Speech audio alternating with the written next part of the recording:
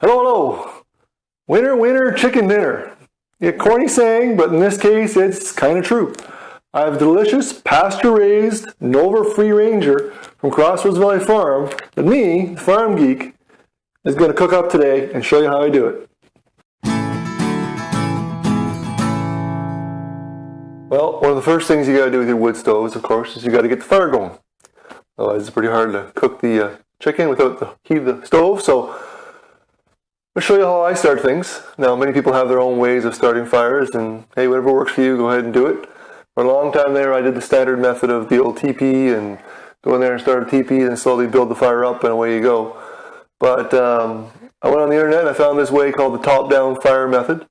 And basically what it is, you set up your fire in your stove with a small kindling on top, and you progressively get bigger to the bottom and you crisscross it, a little bit of an air gap. And you take some paper. In my case, you're supposed to put it on top, but I kind of stuff it around the fire. And also I put some on top. And also there's different ways of folding the paper. Some people say you should fold it in kind of a bow tie and make it more compact, but I just kind of stuff it in there. I keep it simple.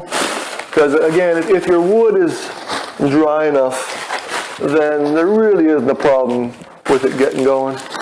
So that's kind of the key with any kind of starting any kind of fire is good dry kindling. I know it sounds obvious, but without having the dry kindling, it's difficult. But I definitely 100%, if you have a wood stove, I recommend looking at the top-down fire method.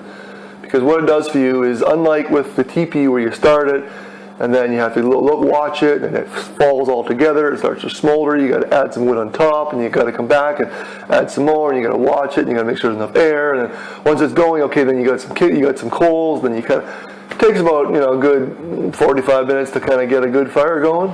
With this method here, if it's done right, dry kindling, you slap it in there, you start it, then you're done.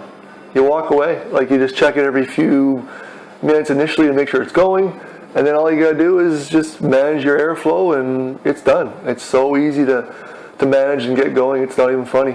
Again, it doesn't seem like it's gonna work, but it does. I highly recommend it. It's definitely the way to go. That's the way we're gonna start our fire today to get our chicken.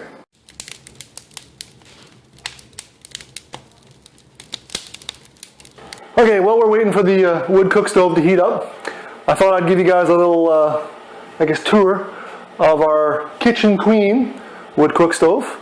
This stove here is amazing.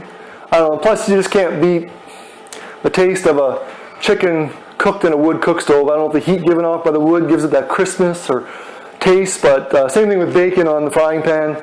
I don't know, just something about it, you just can't beat it. But anyway, what we got here is we have a Kitchen Queen wood cook stove. And we got this a few years ago. What I love about it is it's a big, nice big stove, and it has a full-size firebox.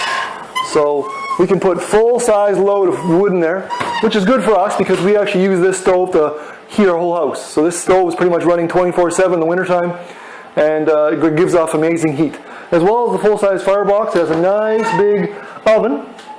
And this oven is great because, of course, we can put full-size turkeys and chickens in it, and multiple cakes and all kinds of fun stuff in there. So that oven's nice. Plus the way it's designed, the actual heat goes underneath versus over top, and I can redirect the flow of air and exhaust, all that kind of stuff. So it's very functional that way. As well, we put some screens out front just to stop my year-and-a-half-old daughter from accidentally bumping into it. She's knows it's hot and she hasn't tried to touch it, but just in case she bumps into it. As well as we have these old enamel antique pots that we use for heating water and always having a nice source of hot water we can always use for dishes, whatever else.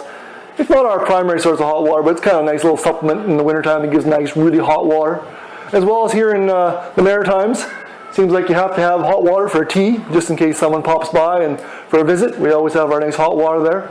As well as, like I mentioned before, we always use our cast iron. So we love using our cast iron skillets, as well as we're going to use our cast iron Dutch oven for our chicken.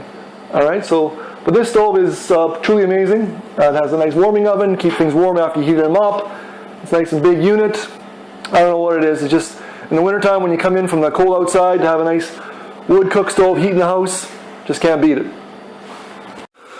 Alright, so the chicken's ready to go in the oven. The oven's nice and hot, and we've thawed our chicken properly in the fridge for the last 24 hours.